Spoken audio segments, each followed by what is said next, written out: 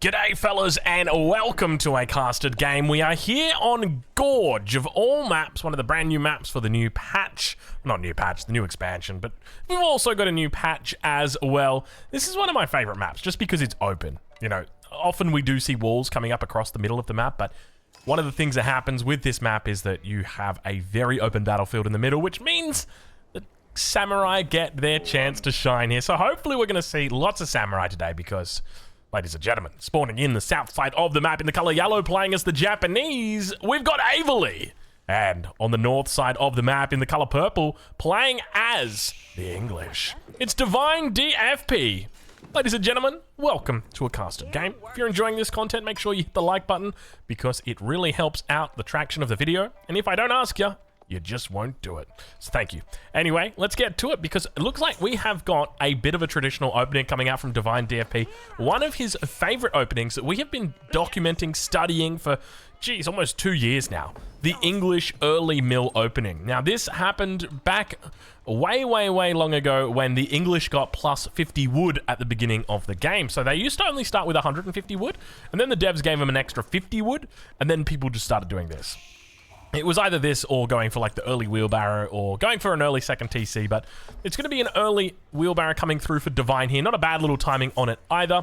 And I'm expecting that we're probably going to see him going into some TCs here. I wouldn't be surprised if we see at least a second TC, probably a third TC, but we'll have to wait and see how he plays it. He's got gold on the back of the base, which means to me, I reckon he probably might just go with a 2 TC play here. But we'll have to wait and see how he goes. On the other side of the map, though, Ayyubids playing as the Japanese. He's going to start by taking the berries in the Dark Age. Now, this is actually a pretty smart move, not something that would probably be considered by many players or many civilizations, but the Japanese have got a bonus, their extra 25% gather rate for the berries, so it does make a lot of sense here because in the event that the Japanese have longbows starting to attack their villagers out here, it means that essentially they can retreat and come back onto the sheep that are back here, and it means that he'll be able to get to Castle Age without having to worry about losing or not having enough food is probably the best way to put it. Because I suspect we're going to have a fast castle here. It is the most common strategy that we've seen out of the Japanese. By far, their strongest. And I wouldn't be surprised at all if Ayyubids looks to put that into action here today. Especially considering Mounted Samurai are just such a great unit to have out early against the English. Because the English, oh my god, look at this jackpot in the north of the map. Make sure he picks up that sheep. There was another sheep there, Ayyubids. Can't believe he didn't get it. Oh, you hate to see it. But I tell you what, he's having himself a field day here. But to be honest, these two civilizations don't really need a whole lot of food. I think the Japanese mainly need food until their farming comes online, and the English, they'll be on farms very early on. Of course, we've seen Divine DFP sitting with 45 sheep underneath his town center, quite a lot in games. So don't be surprised if it does happen here as well, because you want to transition over to those farms as the English. They do have a pretty decent gather rate there for you, and they're nice and cheap as well. Council Hall coming up, though. Expect to see villagers moving out to this stone outcropping in the next couple of seconds. Otherwise, what's it going to be? Behind the scenes, have a look at this. Council Hall in the back of the base, nice and safe. And then just a whole bunch of villagers on straggler trees for the moment. Oh, it is going to be 3 TCs. Have a look at this. I think this is what he's doing. So all the villagers gathering up their wood here. Okay, and then what I think is going to happen is as soon as he gets to 400 wood, I think what he's going to do is he's going to pull all of the villagers, bring them towards the front here to get the gold or the stone for the second TC, puts the second TC on the stone, and then we'll gather up the stone for the third TC. No, never mind. Drongo's a little bit silly today. Anyway, okay, that's where I thought he was going. I'm like, okay, I see what you're doing here, Divine DFP, trying to interpret. I feel like it's, you know, I'll be honest, I feel a little bit like I'm trying to read the signs, but it just didn't happen.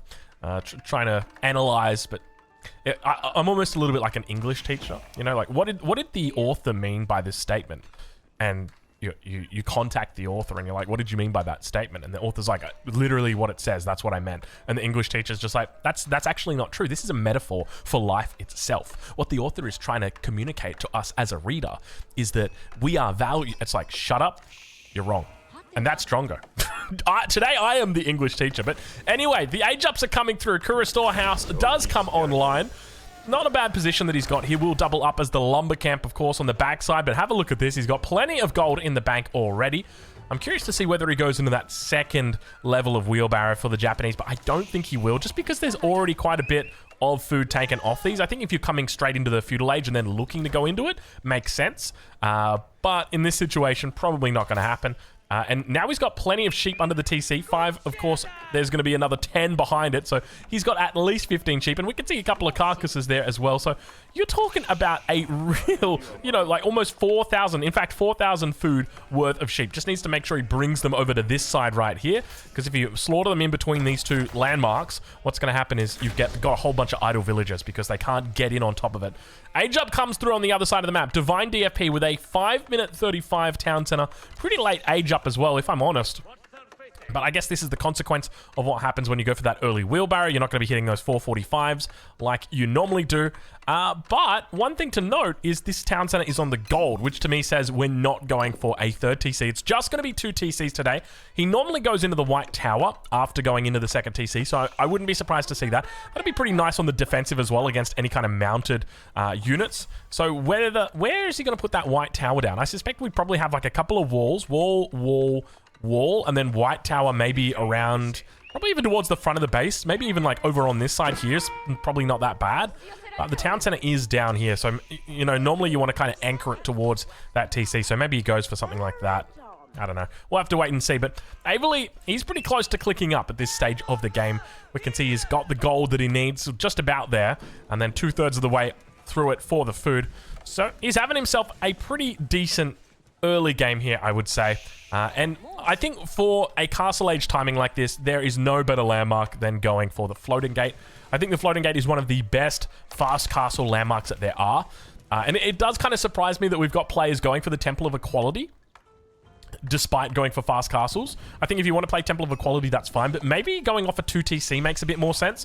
You know, having a little bit more gold in the bank when you go for it. And it is going to be a floating gate. It's in the back of the base. He's going to bring it a little bit closer to the forge so he can put more forges behind it. Expect to see a stable thrown down as well. You can see he's got 5 vills on that wood, so I wouldn't be surprised if we see a stable probably right here. Just enough space for the farms. And then he'll be looking to put the first Yorishiro into that stable, and then he'll probably put the rest of them in some forges. All right, let's check in with DFP. Adding in the farms. Looking to get up to normally around 20 farms is a good number of farms to get up to if you're off 2 TC with the English. So he's well and truly on the way, up to 11 farms so far. Not a whole lot of sheep underneath the town center, so you do have to be careful with that. It's going to be a slow trickle of farms that come online, though. He's only got the 8 vills working on the wood line, and now looking to pick up these +1 upgrades. Have a look at this. He's getting every single eco upgrade, so playing it definitely a bit more focused towards the economy. The one thing I am scared about for him is very, very quick mounted samurai out of the gate. So let's have a look and see whether that's going to be the case, because from Averly's perspective, that is a home run if he can hit that. But I don't think we're getting it. Yeah, look at this. This is a huge mistake in my opinion. I think the first Yorishiro should almost always go into production. If you're going to go for like a really quick, fast castle like this, it just makes sense. And I think he was looking to put a stable down there, but this is just, I mean, sure, it's nice and everything, but at the end of the day, man, you want to get that production out there. You want to start utilizing that mounted samurai, getting him out there, hurting the opponent. But it looks like it will be an early relic snag that he's going to be going for, trying to get on that enemy side of the map. Keep in mind, if Divine does spot this, which he has already seen, all it takes is a single longbowman to come out here and just deny that relic. So we'll have to wait and see. Looks like it might also cross the sacred site as well, which will tip him off once again that the monk or the Shinto priest is on that trajectory, and indeed it looks like it will. Let's have a look and see what the reaction is from Divine, because that scout's going to continue moving up. He should be revealed any second. There we go. So now he will spot that, and he knows, okay, I've got a relic over here. He's going to be going for it. Do we see, I'd love to just see, you know, even a villager or two brought out to go and try and deny that, but doesn't look like Divine's going to be playing to that angle, unfortunately. Just going to be allowing his opponent to gather up those relics, and it looks like Averly going to be making the decision to capture the sacred site first. I do like this. I'll be honest. I'm a big fan of this. What does that say? Oh, it actually says on the UI that it's capturing sacred site. That's cool. I've not seen that before. Second relic now going to get picked up, and White Tower will go down. Where does it go down? I reckon, I don't know. It does go this bottom side. Okay, so he plays it safe. And you can see that he's picked up about 19 farms at the moment, so just right under par. I guess technically over par.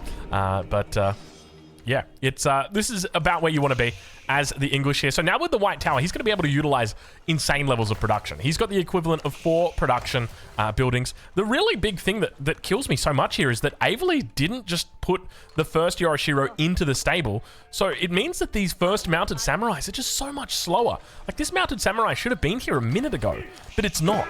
And that hurts a lot, because now it means this age up will get through uncontested. It means that you're barely able to take out 1 villager here, when realistically you should be having a field day. You know, he doesn't even get the 1 villager. You hate to see it. You really do. Age up now going to be coming through. It's that classic English landmark that we all know and love, and immediately into 4 crossbows here, as you would expect Divine to be going into, not messing around at all. You gotta love it. You gotta love it. All right, well, relics are getting picked up. He's got 2 at the moment that he's picked up. He's also secured the sacred site, so I wouldn't be surprised if we see him pick up all 5 relics today, as he's got both of them that are on that south side, a little bit closer to the enemy position, and then the last 2 on this north side, and of course that final safe relic on the south side. Does also have the cavalry, which means he's going to be able to get out on the map there and start to do some damage. And we already see an Onimusha coming out here. Curious that you go into the Onimusha, but I guess he's a little bit fearful of his opponent going into a knight himself, so naturally wants to look to try and prevent any kind of aggression from knights coming out and looking to try and chase them down. Keep in mind, the Onimusha is as fast as the mounted samurai, so he will be absolutely fine when he takes these units on raids. And these units have been fixed up. They were lacking a little bit of damage in the in the previous patch, but they did get their bug fixed. Essentially, the Bannerman for the mounted samurai was working, but it wasn't working for ranged units that were mounted, in this case, the Onimusha. So they were missing out on quite a bit of an extra attack, but that will, of course, be fixed up now. And we see all 3 sacred sites taken, all 5 relics taken. So Averley off to an incredible start out of the gate here, and a 3rd TC now put down for DFP. Have a look at this. Do you guys see that kind of fading out, that villager right there? 1, 2, 3, 4, 5, 6. The 7th villager. It's fading out. They need to fix that bad boy up right there. Anyway, we'll worry about that later. He's already on a 17 villager lead, but keep in mind he's got relics. Keep in mind he's got the sacred sites, and keep in mind he's got the Yorishiro as well. Have a look at this. We've got quite a few Yorishiro coming out. That's going to be, I think, is that the 2nd one? That should be the 3rd one actually coming out here. He put the 2nd one in the town center. Okay, interesting decision to go into the TC.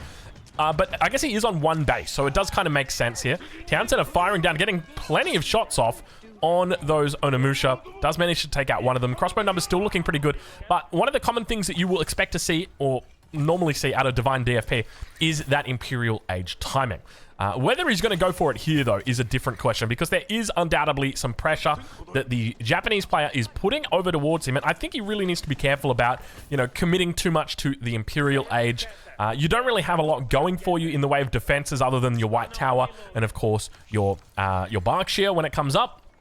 But that is if it comes up. Like, you can put a Berkshire here, and if the mounted samurai push at the right time, it's not coming up. So keep that in mind. But now that Bannerman is on the field, and we start to see a bit of a blend of horsemen, and I do like this. Something that we are starting to see more of are Japanese players looking to go into horsemen, because remember, the Bannerman is going to be increasing cavalry damage by 15%.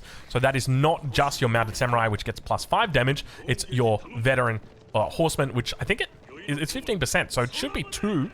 Does he have +1? Yeah, I think he's got +1 melee attack coming through. That's probably why. But now those horsemen looking to try and make a connection with the crossbow. Crossbow mass is pretty significant here. I don't even think he'd be able to take that. Might have to fall back until he's got a few more horsemen on the field. And you can see he's opened up with mounted samurai, but now begun to swing it into Onimusha together with the horsemen.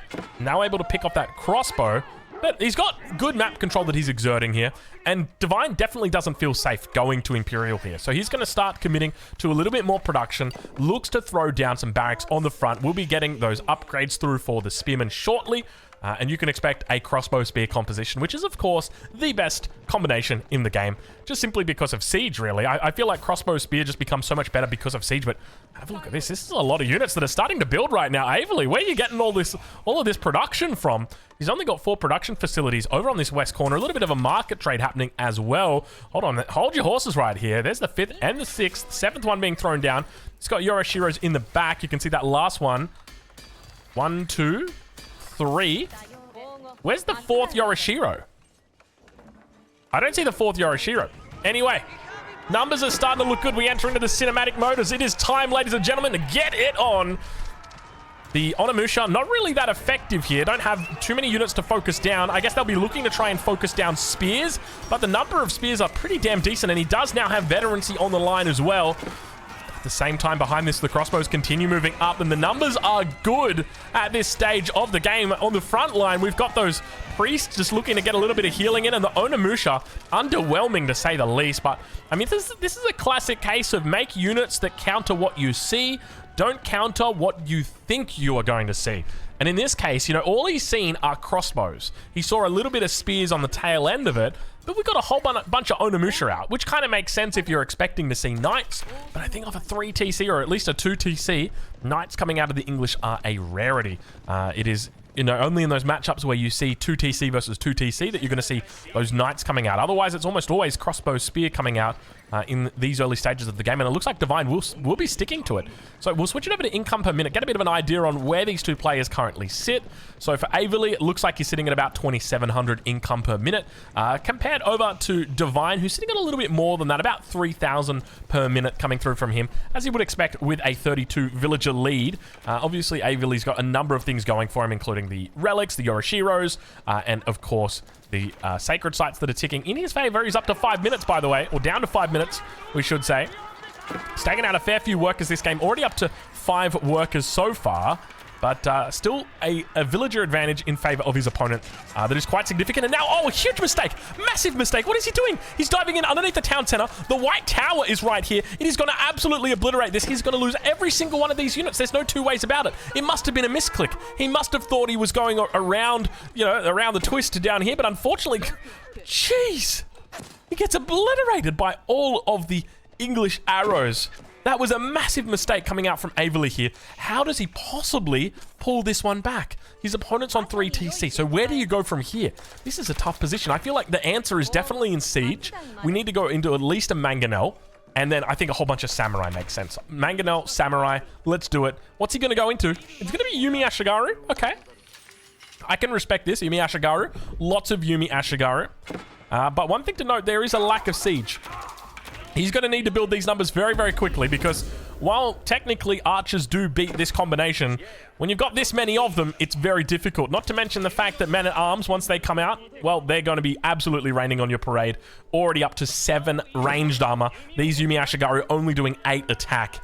So that is going to be a tough sell. That is for sure. Men-at-arms now barely taking any damage as more and more units look to try and join the fray.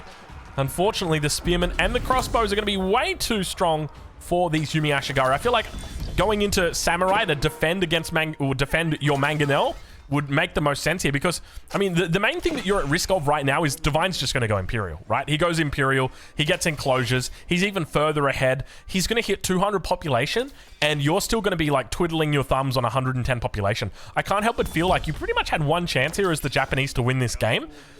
Actually, there were a couple of chances, and it just didn't go well. Like, number one, it was the really, really quick mounted samurai out of the gate. I think that was definitely an opportunity for him. Number two, it was that kind of timing push afterwards, but it was a pretty decent hold by Divine. Like, there was a lot of units out on the field. He managed to keep it together, so that was pretty strong.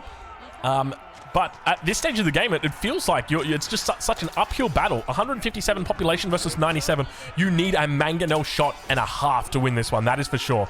But now, on the front, the Onimusha looking to try and get in on the action. These guys, if they're left untouched, will be pretty powerful. But now, unfortunately, a samurai just running straight into the crossbowman and saying, take me for all I am. And indeed, they do take him.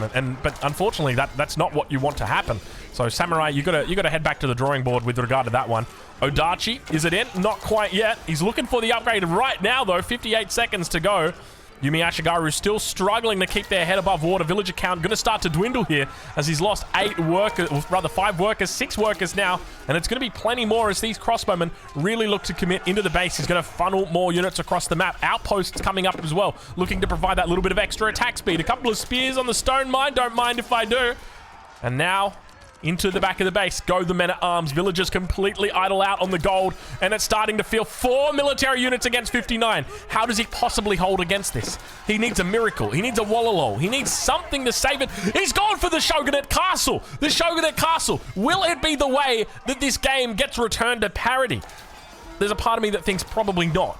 But that is what the direction that he's gone. That is the way that he said, I'm going to win this game through the Shogunate Castle. It is going to hold me single-handedly. It is going to pick off these men-at-arms one at a time, funnel them into my base. I don't mind. And you can see that it is just laying down the cover fire right now as these men-at-arms barely get any damage done before the big boy takes them out.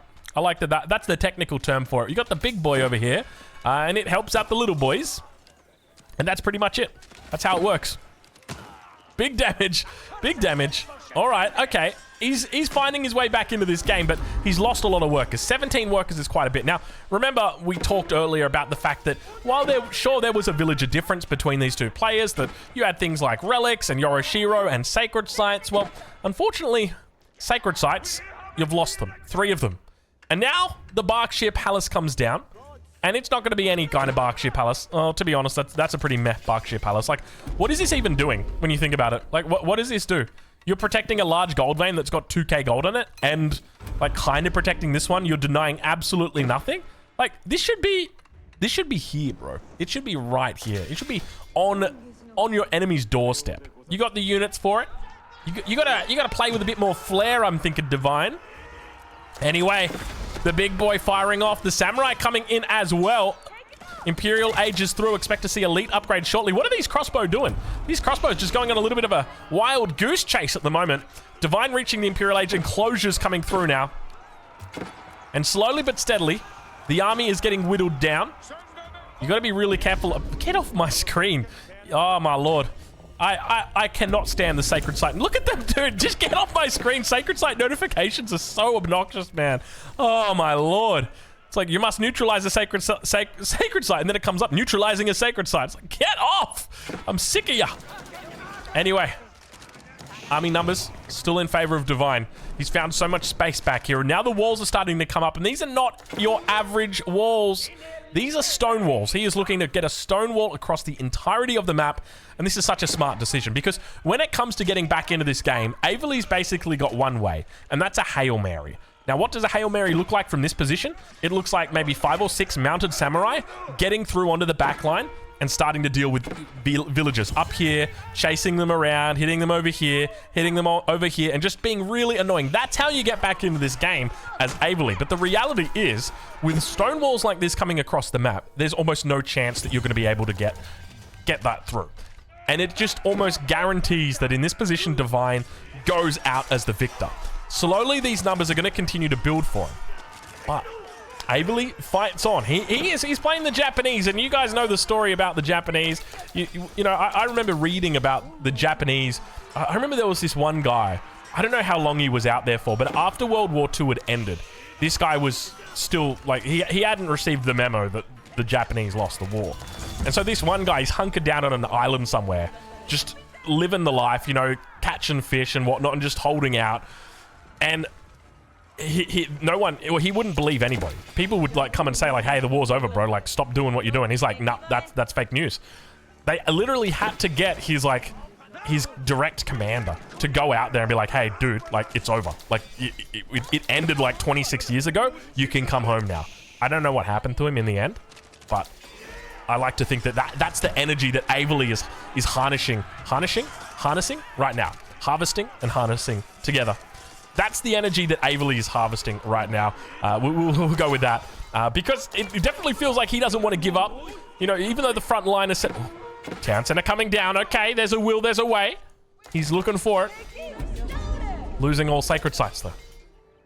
Now, where does this actually... Okay, if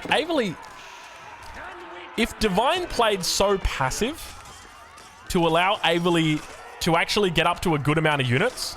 kind of like he's doing right now, there could be a big problem. Because he's actually left a bit of a hole in the wall. And now...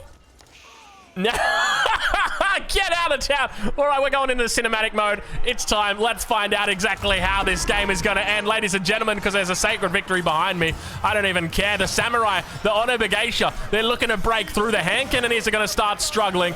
Keep in mind, Odachi is through here as well. Bombard coming. Get off my screen! I'm sick of looking at your sacred site neutralization message. I don't want to know about you. And now the Onobugeisha. looking to try and take out these men-at-arms, but the men-at-arms have got way too much armor, able to repel that attack. He had half the military, and yet still we can see he's got double the power. Ladies and gentlemen, I don't think there's any way he's coming back into it. It looked pretty good for a second there. I was excited. I know you were as well. It's always exciting when you see that kind of breakthrough. You know, a single wall has been left open almost as an invitation, like, go on, I'll let you. But, you know, in the end, he had to, like, smack him down. He's like, get out of here. Get out of here. I got hand cannoneers. I got elite men-at-arms with 10 armor, 10 melee armor, like, literally 10 melee armor. These Onomageisha have 9 attack, dude. These guys are, they're healing. They're literally healing the enemy. It's like, here, take a whack of my healing stick. And it's like, thank you. But, no, that's not actually how it works. It does a minimum of 1 damage. Yeah, a minimum of 1 damage. That's all it does. Okay, so Aveli's got the second TC online. I find it curious that he's looking to spend resources on the Daimyo Menor, but whatever floats your boat. Aveli needs to delay this game, and that's where Mangonels can come in very strong. The problem is you're up against elite men-at-arms, and elite men-at-arms are very good against the one unit you need to hold you on, and that's the Samurai. The Samurai is what's going to keep you alive in this situation. It's got Odachi, and it has got a lot of armor. The Mangonels will do very well against those hand cannoneers, but have a look at this. Springalds do have roller shutter triggers, so just in case you were thinking about going into Mangonels, we've got an answer for you. Now, another thing I would say in this position is that if Aveli dropped a keep down, that would be a really good thing as well, but as you guys may or may not be aware, the Japanese actually can't create or build their keep until the Imperial Age. It is not available, even though it's called a castle, and you would think a castle would be available. Oh, it's a bit hard for you to see. I apologize. Hold on. Let me pull that. Let me get rid of that stuff for you. There you go. So now you can see it. It's, even though it's a castle, you'd think a castle in the Castle Age. Nope. It's a castle in the Imperial Age. I'll say that much. But now, push is coming to shove as the beginnings of the end look to be upon us. The push is well and truly happening. The bombard together with the Springles, making sure the siege is in control. Hand cannoneers firing off on that back line, looking to deal with any kind of samurai threat on Abbasid, trying their best. Get off my screen! Neutralize my sacred site! I'm telling you what, I'm going to message the devs. I am so damn annoyed at you neutralizing me. Anyway, in the end, ladies and gentlemen, Divine DFP victorious. Go check him out. I'll leave links in the description where you can watch him live, and we'll catch you guys in the next one. Thank you so much for watching, and sorry for the rage. I get a little bit antsy sometime, this time of afternoon.